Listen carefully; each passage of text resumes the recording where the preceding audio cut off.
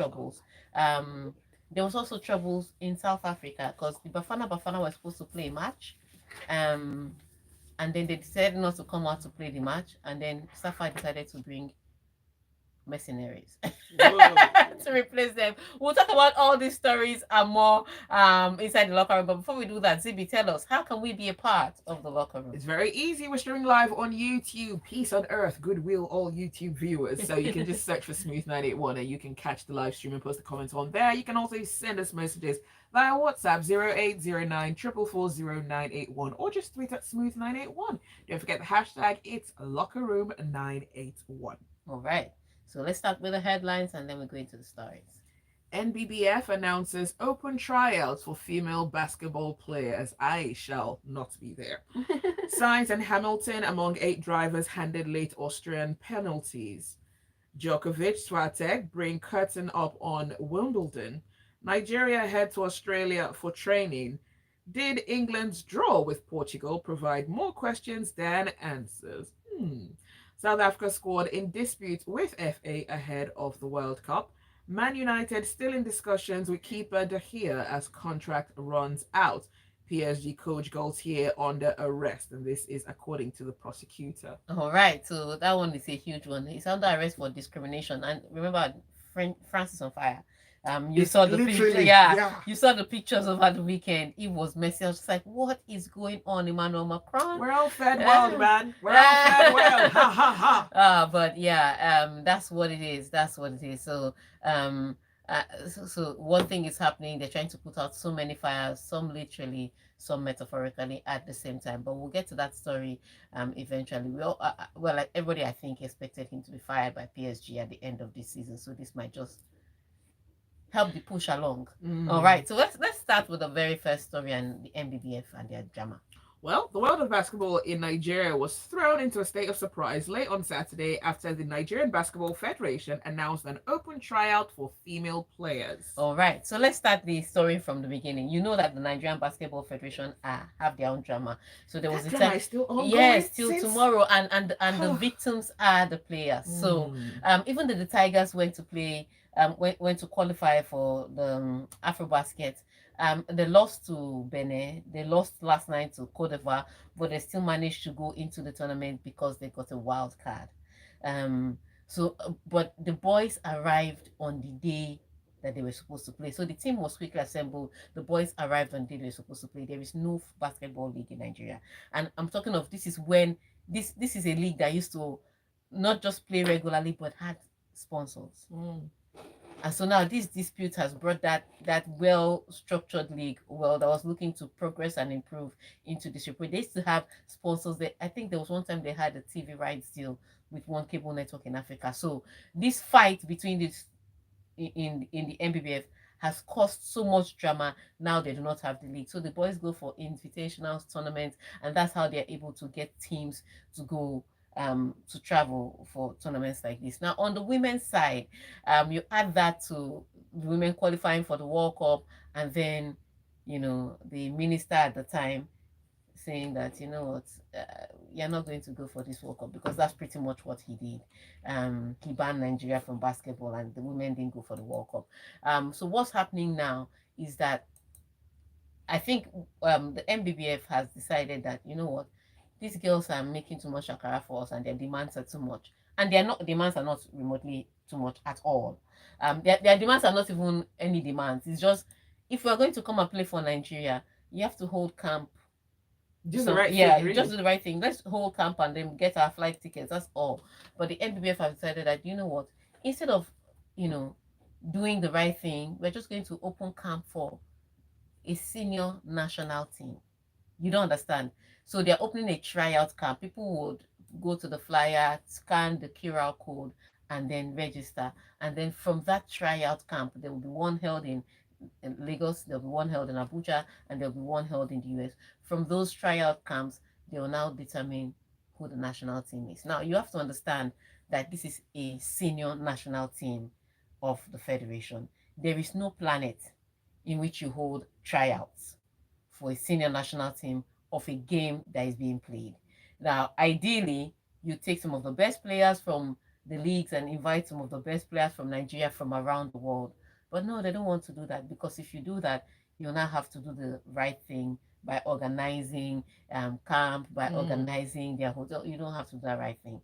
Now they just want to take the shortcut because they've messed up the place for everybody. So yes, every when I say every sports federation is messed up, every sports federation is messed up. One of the most ridiculous things I've seen. So at this point in time, I think the new minister has his work cut out. Is the reason why I do not think that they should make this a political position. Don't use sports minister to settle anybody. You have to pick a sports minister that understands building and development. I'm not saying pick an athlete, because sometimes they don't even know any better. Pick a businessman that understands building structure. Mm. But don't make it a political position, because there's a lot of work to be done. The NBBF is messed up. Nigerian Football Federation, they have their own drama. Even if they have a board in place, they barely have anything else in place. Athletics, oh, that's another fight on its own. Sorry, even the fan club, the supporters club, they have like 3 or 4 factions because everybody wants to be king. So the entire sports industry, just gather them together. You know what I say? Scrap and start from the scratch. Oh wow. Scrap and start from the scratch. So yes, it's messed up. But yeah, and you have to understand the AfroBasket Women's Championship. Nigeria is defending champions. It starts on the 28th of July. Yes, at the end of this month is when it starts, and they're doing tryouts. Oh wow. They're going to do tryouts on the 8th and the 9th for the tournament that is starting on the 28th. Wow. Anyway, I rest my case.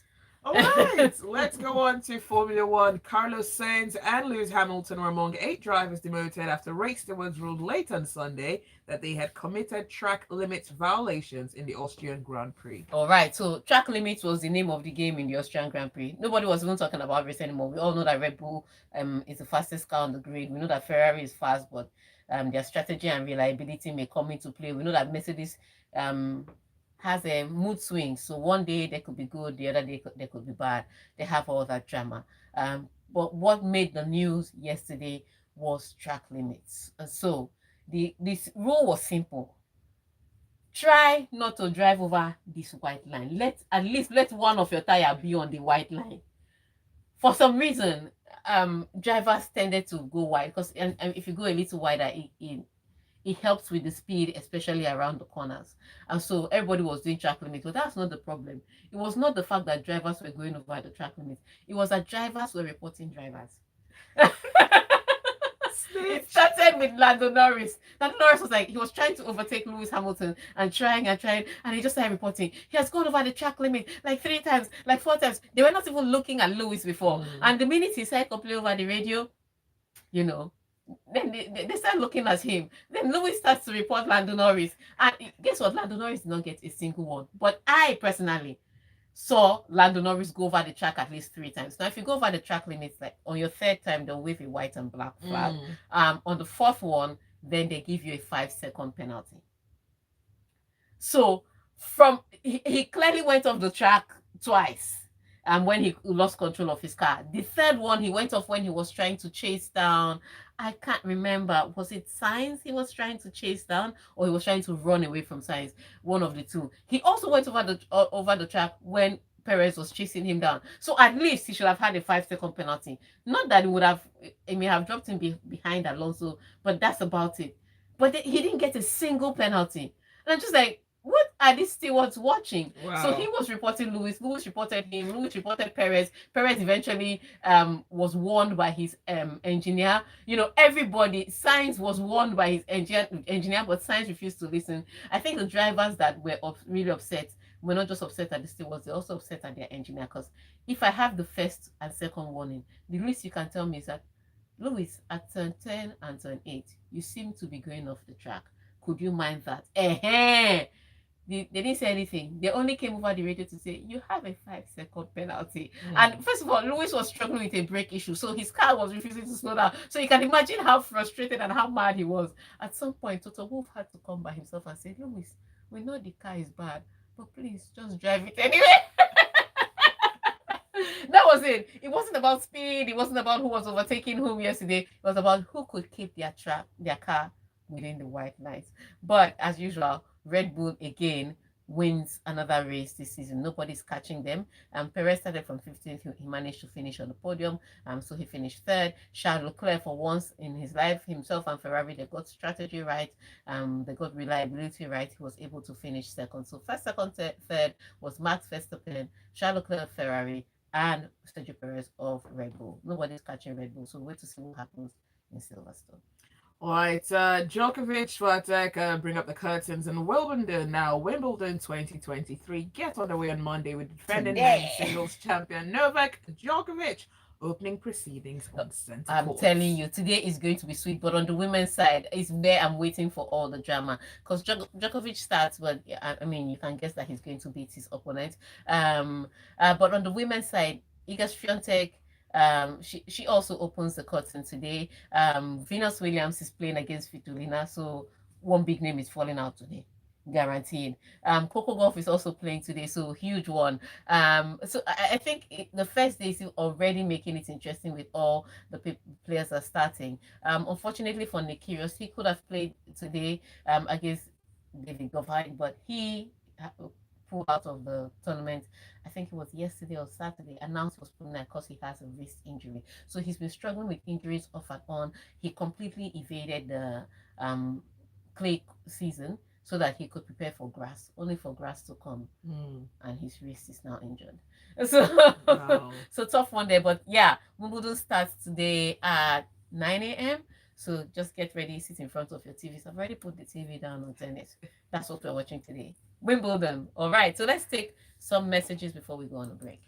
Taya says the F1 is like Oprah without the donation. You get a fine, you get a fine, you all get a fine. Like France, Nigeria's basketball is gone. Cruz says sports federations in some countries are focused on how to generate funds. Ours are busy focusing on how to waste money, aka Niger basket talent. Are these tryouts free events? Who would pay for the tryout? Well, you have to travel to go. I think it's still going to cost them to set up for a tryout. It's still good for a tournament that's starting in less than a month. If they have a team, they just don't want to do the right thing. Wow. And this is the team that won you the basketball championship, that makes you defending champions. Interesting. The team that qualified for the World Cup that you didn't let them go. All right, let's take that break. Okay, do stay with us. This is the Locker Room on Smooth 98.1. Rubbish people. Those girls should have walked away a long time ago. Do you understand? And so now they are in shock. I was going to call one of them, but because it's America, she was like, okay. I can't wake up that early. Oh, right. So I can't wake up that early to be discussing this thing. So I was going to call one of them to give us shed light on the situation. It's ridiculous.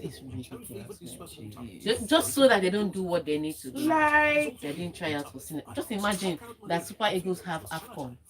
They're not saying, you know what, this other Super Eagles, they're shakara so much. We are doing tryouts. Is this because it's a female team? Yeah, it does. Because for the Tigers, they gathered the team together. They assembled the team together. Wow. The guys that just went to Cote d'Ivoire. Once in women's sport, they know that they can get away with a lot. That's so crappy, though. We specially created Providence Bank for you to take care of your daily expenses. I need to be sports minister.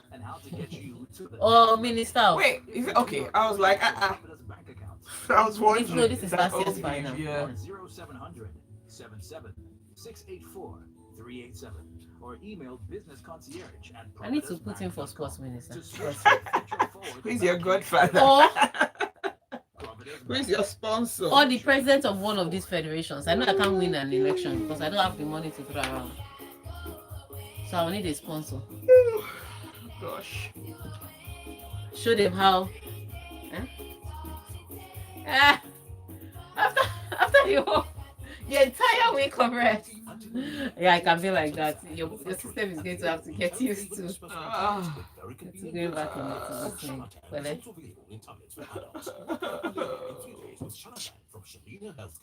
I'm going to do 3 days. My Consult arms your are still aching, and I have to go to Gym. gym today. Wow. Like here, here. I just need a strong massage. Strong massage. A strong massage. A Oh no, it has to sexual be. massage. Yeah, it has to be A man. Nuru massage. Actually, no. You get massaged with a naked body. Oh, Smooth 98.1, love music, love life. It's Tega and Zibby in the locker room. all right. We're back in the locker room. Send your messages to 0809 440 Just post a comment underneath the live stream that's up on our YouTube channel, Smooth 981 FM Lagos. Right. So let's go into the next story. Okay, Nigerian women's soccer team Super Falcons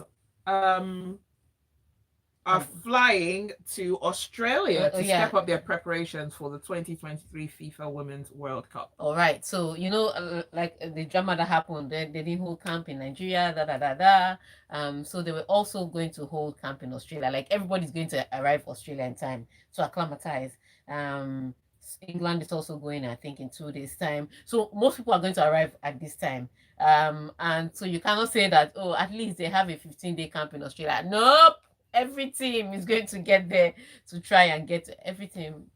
Maybe South Africa. We're waiting to hear from them because they're still fighting their own fight. But yes, the Super Falcons have eventually set off.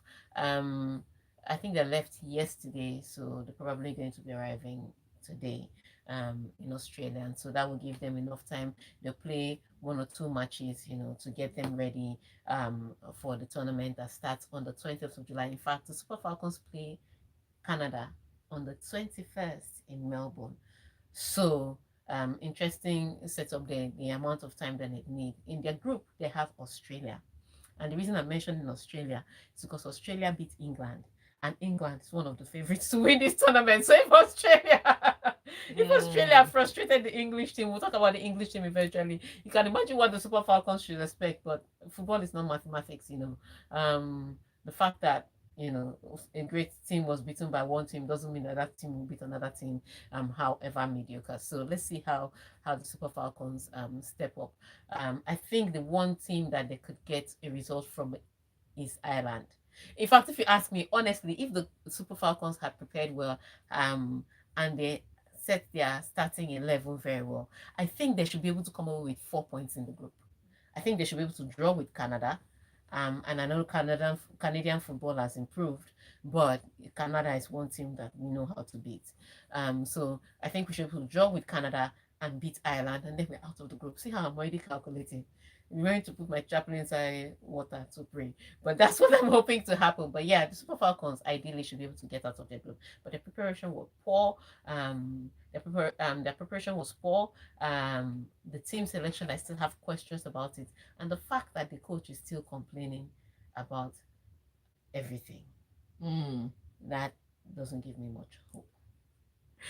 All right, so England travelled to Australia in 4 days for the Women's World Cup, but a disappointing goalless draw with Portugal leaves plenty for manager Serena Wiegman to ponder. Please, could you read her statement? Because her statement is very important. She says, now they asked her whether she felt there were more questions than answers. She said, oh, more answers. And answers already give another question, of course, because we always want to improve. Okay, so let me translate that to you. I don't know what I'm doing still. I was trying to process that. Like, that's what she's saying is, after watching this match, I still don't know what I'm going to do. I will say this for her. Yes, she won the Euros, and she's one of the best coaches in women's basketball. Don't get me wrong. But England has so many talents, but they're also missing some key players in strategic positions. So the question is not, it's not that she's confused about the strategy she wants to use. Is that who do I replace and who do I drop out? And some people say that's a good problem to have, but I often tell people, I don't need 1,000 clothes. I just need enough clothes for each day. I don't want to wake up in the morning and be saying, what will I wear? Spend 30 minutes trying to pick out what to wear. Let me know that I'm going to wear pink today and I can just pick out one nice pink dress. Yeah, I don't need all those drama. But that's the problem she has. So yesterday she started against, she set up a team against Portugal, and I can tell her for free, do not play Lauren James. That's Reece James' sister, by the way. Do not play her as a fullback. Do not play her on the wings. Yeah, she's learning both positions and she wears the number 7 on her back, but don't play her on the wings. Play her in the number 10 position. She has eye for those passes. So that one, I can help Sarina with that. Sarina. So that's where you play Lauren James in the number 10 position. But she started out with a team that struggled to create chances, that struggled to have opportunities, to create clear-cut chances. The second team that she brought in with Chloe Kelly, with Russo, who was also fantastic at the Euros, moving Bronze to the full to her regular fullback position, moving James to that number 10 position. It just opened up, the pitch for the English players. So I think if she's looking to start there, if she's looking for a starting 11, those players that she started in the second half, in their positions, those are the players she should start. But she's really confused. Who do I use to replace Leah Williamson? What am I going to do on these wings? Where do I play Lauren? Those are the questions that she needs to answer. They were creating chances, but they were not finishing them off. On the one hand, but again, anybody can struggle during international friendlies, but during the tournament proper, they'll get it right. So I still think England is still one of the favorites to win. Yeah, but I think by the time they get to Australia and play one or two more matches behind closed doors, I think they're playing Canada behind closed doors, then they'll be able to completely say, okay, these are starting 11. But yes, she was right. After that match, she didn't know what to do. Wow. Okay.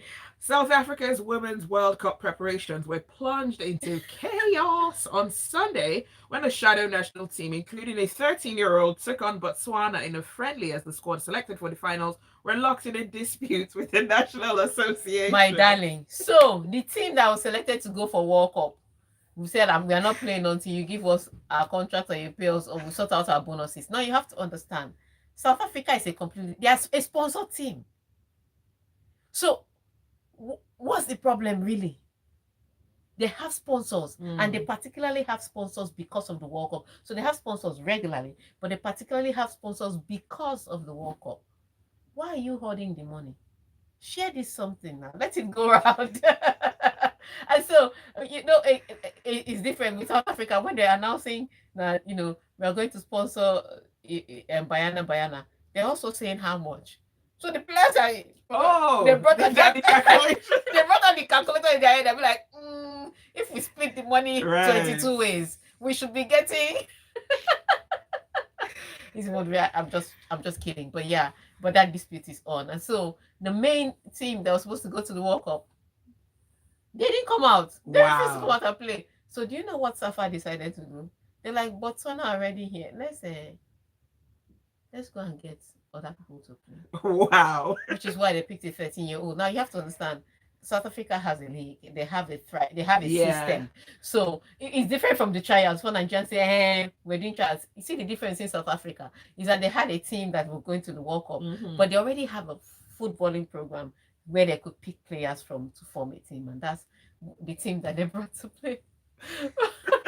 So how did that game go? It went. So did they win? No. The problem was not even. So the question was not about the win. The question was not about even the game. It's about the preparation. So if you're saying the game, the whole idea of the game was like what happened to the England players with Portugal yesterday. I said after watching that match, so Rigman was still confused. But I mean, she had some answers. Start Russo, that's compulsory. Start Chloe Kelly, that's compulsory. Play Lauren James in 10, that's compulsory. The rest she'll figure it out as she goes along the way. But you'll find some answers from those friendlies. Now Desiree Ellis has no answer. And think about it. These women were fantastic at the AFCON. They've been fantastic in the build-up to the World Cup. Now you have high hopes for these women, and then going to the World Cup, you now put somebody else. What is Desiree Ellis supposed to do with that result? Do you understand? She's an engineer. You made her to write government exam. What's she supposed to do with that result? This is too funny. Wow. Okay. All right. All right, so Manchester United remain in discussions with David De Gea, even as the Spaniard's contract at the Old Trafford side expires this Friday. All right, so huge one. The club is claiming that they are still in talks with David De Gea and his agents about extension of his contract. But we know that he's been the sacrificial lamb because of this season. Everybody's just looking to that department. I would say this. I'm not saying David De Gea is the best, but I've seen him make some game match winning saves. However, I've also seen him make some ridiculous errors that I wouldn't even make, and I'm not remotely athletic. Um, but he's been the one that people have been pointing fingers at. And here's what's interesting. So the club has to come out to make this statement because there's news swirling around that they are wooing Andrea Nana, the goalkeeper. Oh. Yeah, From Inter Milan. Yeah. So what are you saying? The rest of the world can see you taking flowers to Onana's house, and you're still telling us that David De Gea is your wife. Come on. Come on. Oh, this is an open wound. Exactly. Are we too? No, because you know those kind of things. The club will only speak about players that are already on their books. So of course, trying to say, oh, we are we're extending his contract. So even he has been putting some snide comments on social media out there. But I think he's going to leave social media for a bit because I think he's getting married. So I think he'll be focused on the drinks and the music as opposed to discussing any contract extension. But yes, Manchester United, I feel, had to come out to put that statement because there was just too much heat. Right. Okay, let's talk PSG. Coach Christophe Galtier was held for questioning along with his son as part of a probe into alleged discrimination. Yes, now this discrimination happened when he was coach of Nice in 2021, 2022. They're talking about Islamophobia that he used to complain about, players, and they're talking about also racism, that he had that. What I didn't know was that had become a civic offense in France. I knew that they made that law in England, even if they never uphold it really. But I didn't think that they made the law in France. So yes, he's under arrest now, himself and his son. Wow.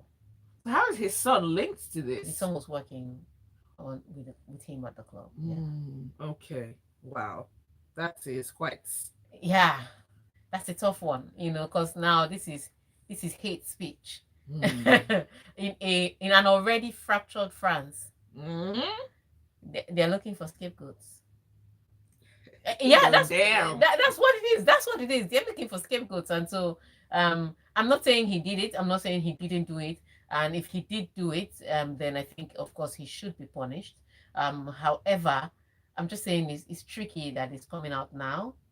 It's like coming out towards the end. People were saying, oh, they need to fire Gaultier and replace him with some in order for PSG to move forward.